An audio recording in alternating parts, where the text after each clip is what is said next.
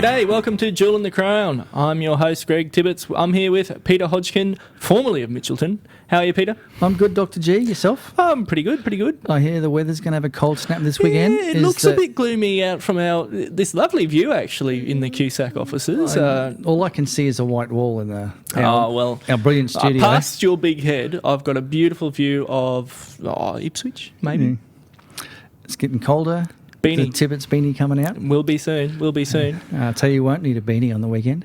No, why not? Because Dave McDonald resigned as coach of the SEQ WPL team at Power. Okay. He did that before the Redlands game. Right. So Jamie Kerwin, who's the women's director and formerly coached the Sapphire team last year, took the side on the weekend. Right.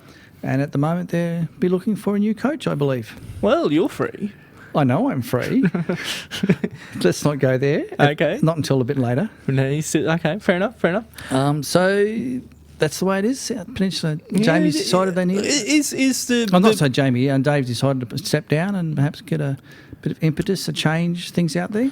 So we've had 2 coach changes. We're almost on to A-League level of coach rotation here. I mean, it's round 7. There's been 2, so it's one every 3 or 4 rounds. Who's next? Ooh, I don't know. Could be Western Pride. Maybe Western Pride. Taringa, maybe. Redlands are not up where they used to be. Could be they've had Annalee. a coach change in the sense that they did. That was at the start of the season, though. Yeah. So that was, it wasn't due to results. That was a. Well, maybe it was due to results. She won everything. So that's right. She won the grand final, but she's got a good job down there. Anyway, so Dave's no longer coaching at Power. Right. So watch this space and we'll see who takes over. Okay. And you have some other movement news, I hear. Well, Jess Dillon's played her last game for Eastern Suburbs. Right. Is she going to Mitchie? No. Oh. No, she's not going to Mitchie. I couldn't swing that. Okay. Unfortunately, she likes East too much. Mm-hmm. But she has scored herself a gig over with the Toronto Lady Lynx in the American W League. Mm-hmm. And they play, just so you know, in the Central Conference. Right. Guess who's not in the Central Conference? Those Rough Riders from Long Island. They're in the Northeastern Conference along with the New York Magic where Lorena went the other year. Excellent. And hopefully she'll be back playing shortly. So I don't know if she'll play this year. Now, Lorena. I don't know that Lorena's back, but there's an option for Jeff. He's probably on it though. Yeah, he's. So that will be. I'm not sure how will that affect if we use the American type of naming for teams. How would that affect the Eastern Suburb Niggles? The Niggles? No, you can't go there. No. Well, why not? No, it's a terrible name. Well, Eastern Suburbs is a bit old-fashioned, isn't it? Yeah. Well, I like it. And they're know the where Tigers, it is. aren't they? They're the Tigers. They're the Tigers. Yeah. Yeah. So anyway, and East had a big win on Friday night last week. Big win, 8-0 over Annalee, 5-0 at half time. Lots of goals there. Tegan Thompson scored 2, Nat Mueller scored 2, Amos scored 2, Jess Dillon scored 1, and Renee Cowan, is it? Cowan, yeah, scored in the 8th minute. In the 8th minute, and they've scored 2 goals up inside the first 10 minutes, so pretty much killed Annalee off very early. Very quickly. Yeah, so goals at 5, 8, 16, 21 and 29. So by the 30-minute mark, all over. It was, the half-time score. Yeah. So tough day at the office for Annalee. Yeah, tough day for Gervais. Tough day for the They only Annalee took team. 12 as well. Yeah, it's a bit of a worry. I mean, it's a local squad. close on a Friday night. Surely you could get more players. Yeah, you'd think so. I mean, I'm not sure were the reserves playing. No, they played on the Sunday. So, I'm not sure why that's the case. But that's, I guess, their problem, their issue, theirs to solve. We just report on it. Before we move on to the next game, there was a little news item that most people may know about, but Tamika Butt won the Julie Dolan Medal as the W League Player of the Year. Oh, congratulations, Tamika Butt. So that's the Raws picked up both the men and women Player of the Year It's a real awards. shame that the Raw women, aren't the Raw women playing in the boys NPL or something? Yeah, in the under 15s. Under 15s. Yeah. It's a shame they're not in this competition. Be nice if they were. Well, this is the best women's competition we've got. Why wouldn't you play them? Perhaps a question for Football Queensland. For that review committee. How's that review committee going? Haven't heard a thing. It's very quiet up the other end of the corridor. Oh, well, okay, fair enough. But well, back to the football that we do report on. Western Pride 1, South United 9. Big win for South United. Hat-trick to Jade Saunders, doubles to Emily Dunn and Alexandra Martin, and goals to Stephanie White and Kate Lawson. Mm-hmm. And Kate Morton for Pride picked up their goal. And a yellow card. And a yellow card, as did Christy New. And Renee Stoltz now for Souths also picked up a card, so we don't really know what they were for. I did have a chat we got a report from Wayne Hammond, the Souths coach, and said they'd trained really hard during the week to create some attacking chances because I think in the game before Palm Beach, they didn't quite create what they wanted to. Well, and of course, when they played Mitchie, they weren't creating as well as they'd like to. Right. So that put that into practice. He said they were pretty well, good patience on the pitch, and they can't complain with 9 goals. You can't really, no. He did special mention for Jade Saunders, brilliant up front, because she normally plays in the midfield. Oh, okay. Shifting it around and getting results. And played, I presume, a 4-3-3, because he mentions these 2 wide forwards played particularly well. And the back line were quite solid. You know, Western Pride started with 11, finished with 9, so that's pretty hard for them to maintain the intensity on the pitch. Yeah. So he felt a bit sorry for Pride. I wouldn't feel sorry for him, Wayne. I don't feel sorry for any team at the top league at all. But they were still dangerous. He said they were still dangerous in attack and never gave up. He did commend the Pride for being great hosts and said the food after the game was sensational. What was it? I don't know. He didn't mention what it was, but I'm thinking, let's go to Pride for dinner. Okay, fair enough. So 9-1 to Souths and keeps them in the hunt. Redlands took on Peninsula Power at Peninsula Power. And, of course, without Dave in charge. Without Dave in charge. Jamie, you say, took up the reins. Yep. And Redlands winners 5-1. 5-1. Britt Whitfield for Power scored a goal. 2-0 at half-time to Redlands. And we have Houston scored 2, Tegan Riding scored 1, Hats Redos scored 1, and Aileen Brown. What is the riding report? Well, the Red Riding report says the pitch was very good and it was a great night that contributed to a clean and hard-fought game for both teams, as has generally been the case in past games against Power. Didn't last week Tegan say that it wasn't a clean game about the Gap Redlands game? Yeah, I don't know if she used those words, but it was... So she's trying to smooth over some ruffled feathers, I think. Maybe, I don't know. But there were no yellow cards or red cards. Oh, yeah, there was a yellow card to Mokadam from Power. Yasmin Mokadam, yep. Redlands were short a number of players due to injury and unavailability, so this allowed for some new players to have an opportunity, and they provided a very positive contribution to the team's performance. Tatsuoka didn't play, for example. She was rested. Rested? She was on the bench. On the rotation policy at Redlands. Yeah. Wow. I mean, if you can rest Tatsuoka, well, yeah. I mean, the coach might have been sitting there if it had been 0-0 with 20 to go. Maybe Tatsuoka would have been on the pitch. But she was rested. The first goal came pretty early in the game, and then they just built on it from there. Yep. So we've mentioned the goal scorers. And Power created a number of scoring opportunities, but their final shots were often off target or were saved by our goalie, and their only goal was scored in the closing minutes of the game. Okay. And she said it could have been much closer. Thinks that Power will be competitive again soon. Yeah, they're rebuilding. New coach, new players. We'll see what happens with them. Yeah. UQ took on Sunny Coast, and after a 1-0 at half-time, UQ ended up winning 5-0. So another good win for UQ. Otter had gone away for the weekend, but Otter's couch had a guest. Yes. David Smith, who's the president of UQ, was at the game because his daughter plays in that team, and he sent me a report as well. Okay. So I'll paraphrase a little bit because it's quite long. Right. As club presidents tend to. They do get a bit verbose. But it's well written. So it's a university. You'd expect some standards. But he said Sunny Coast came out strong and put a couple of very good shots on early. But Johansson, their keeper, pulled off the excellent saves to deny the visitors, and UQ held their composure and slowly took control of the game through their possession. After a period of domination and passes on the Sunny Coast goal, an overhead cross into the box by Georgia Chapman was met and controlled by Julie Hadzik, who placed it into the goal. So that got them off to a good start, 1-0. And that was the halftime score, as we know. And the second half, possession was dominated by UQ. Yeah. For substantial periods, and they looked really strong in the midfield and provided good supply to the wings, and Greta Bodie shot from a fair distance out over the keeper, which got them up 2-up, and after that Georgia Chapman came off the woodwork and the shot was met by Matsusaki, yep, and she headed that back into the goal. So 3-0, and then Rachel Smith later in the game put in a couple of good crosses, which I also, to give her 3 goals. Did she want all with the head, or? I didn't say. David didn't tell me whether it was all with the head, but she was on the end of those. Yes. I think from previous games she finishes well, and she seems to be a bit of a goal sneak around. Being close and just, there's the goals, thank you. Ducking in and getting the ball, But he said UQ were well organised in defence.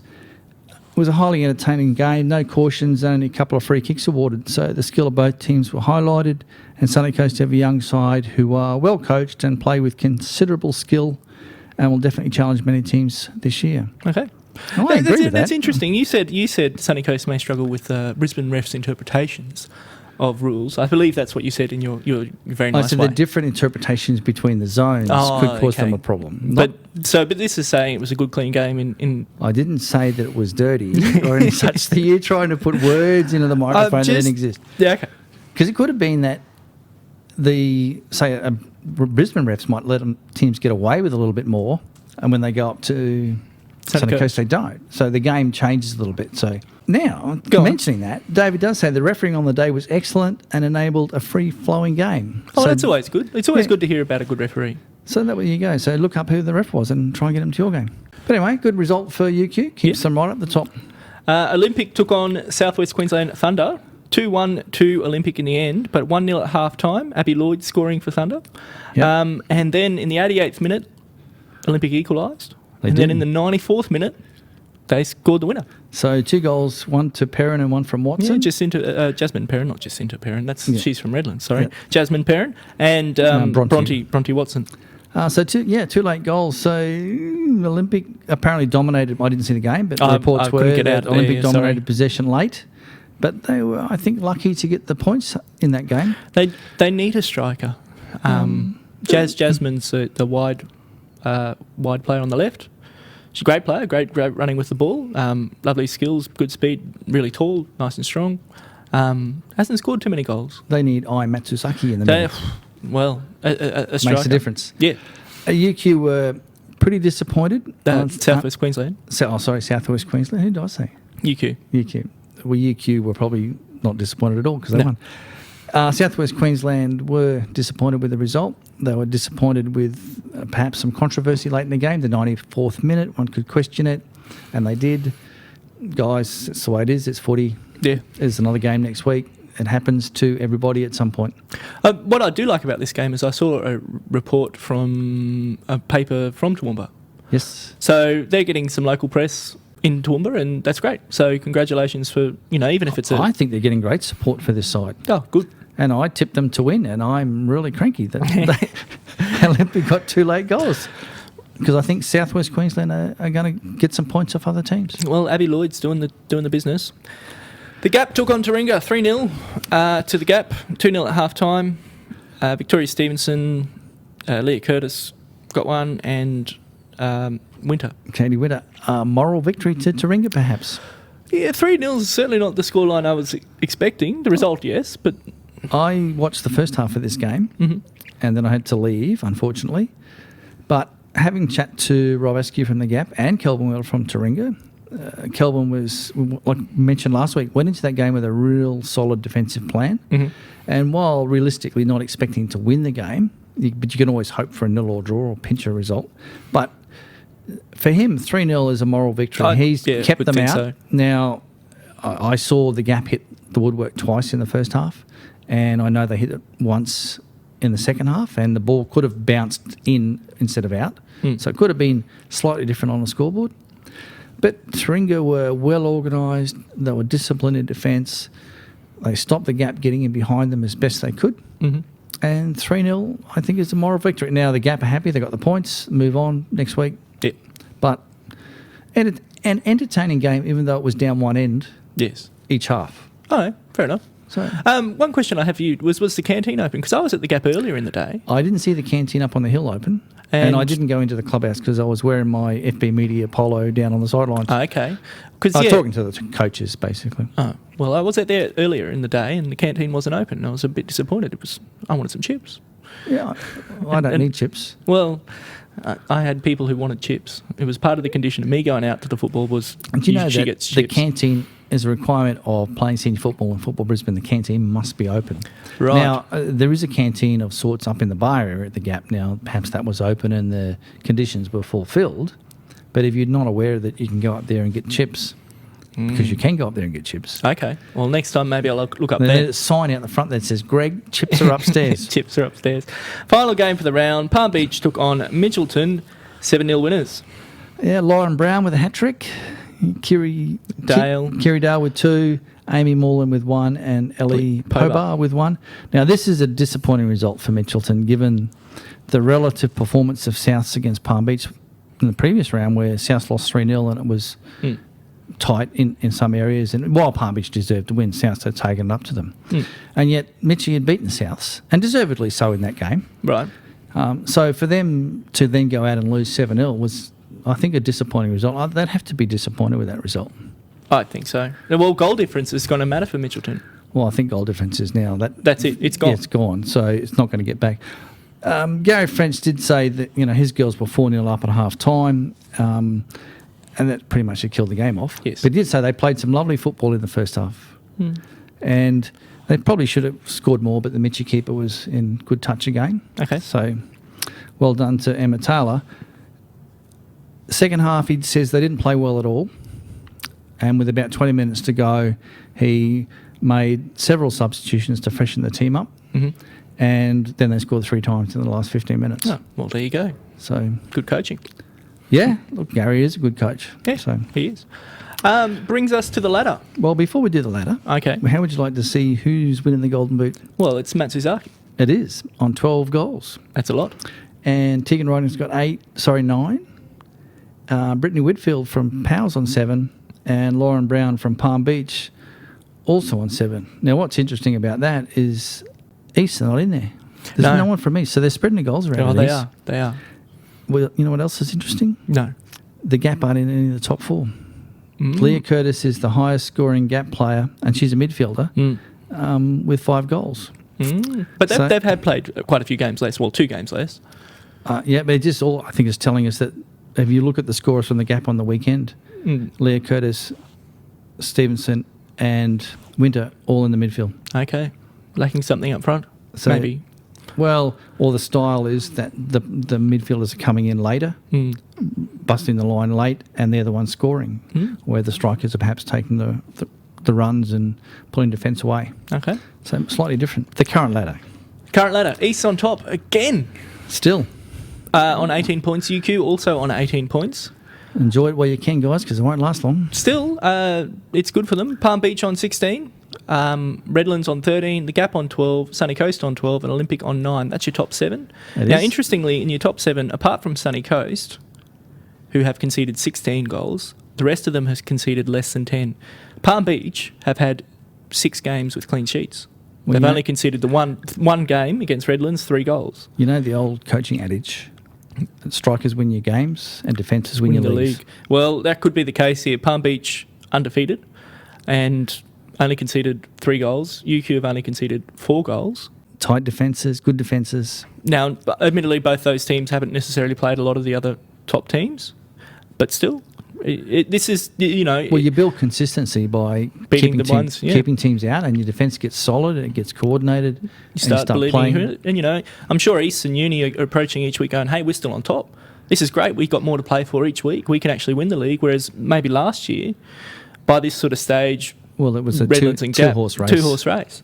And, you sort of go, okay, we'll beat this side, but, And, of course, UQ is probably a little bit of a surprise that they're up there. Probably not a surprise to UQ, but to everyone looking in, they've come up out of Sapphire.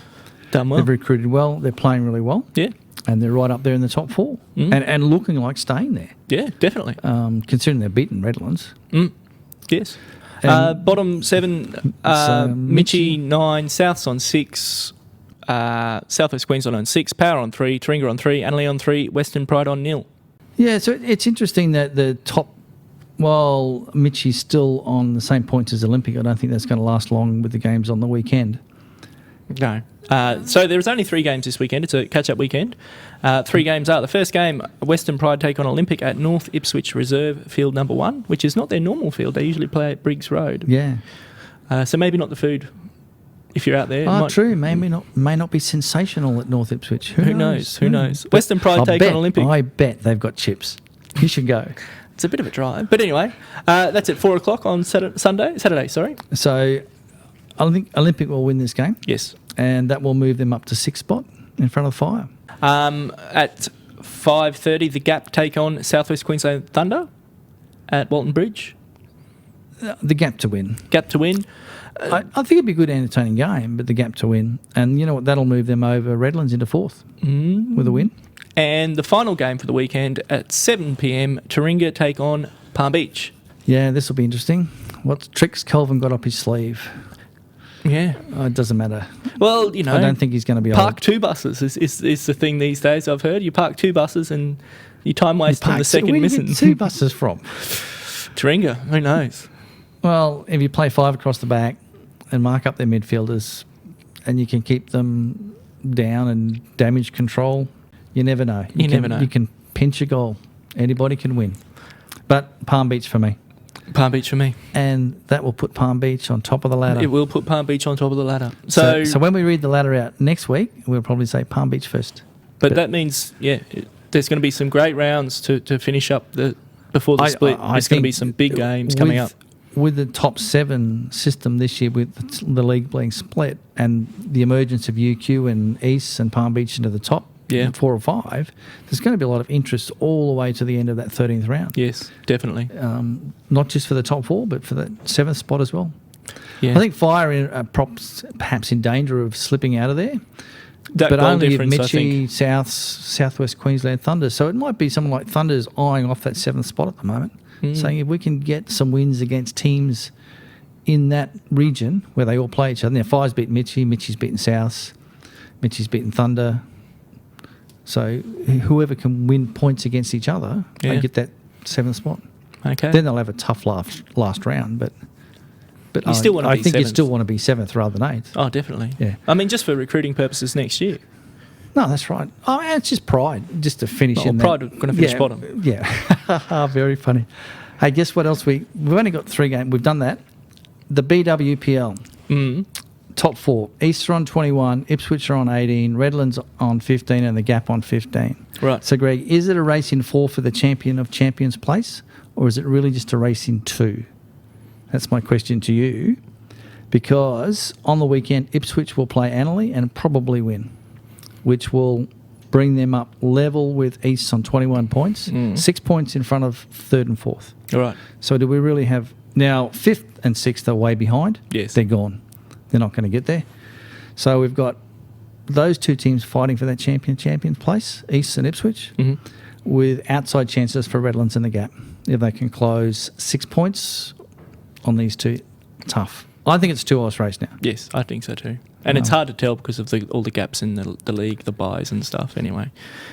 Yeah. But interest in WPL, so watch this space to see who gets into that champion of champions place. Okay. Well, that's our lot this week. It's not, you know. Oh, isn't it? Why it's not? Oh, go on. Everyone's gone. Do you know that the City Cup starts tonight? No. Virginia are hosting Moggle tonight. And on Virginia Div 1, Moggle Div 3? Yes. And on Saturday, Ipswich City are hosting South United. Ipswich City, I think, are Div 2. Yep. And Souths would be Div 1. 1 or Div 2? Either way. We don't know who they're going to put in their City Cup teams. They could have. The Moggle side's good and so are Virginia. That'll be a tough one, but I'm tipping Virginia. So this is the start of the Cup. So we're finally getting the Cup. I'm not sure when Elaine Watson Cup starts. We'll have to wait and find out. Yeah. But now that's our lot for this week. Is it? Okay. Well, then enjoy your football this weekend or enjoy your weekend off if you've got no weekend off and go and watch some football. Thanks for listening. See ya.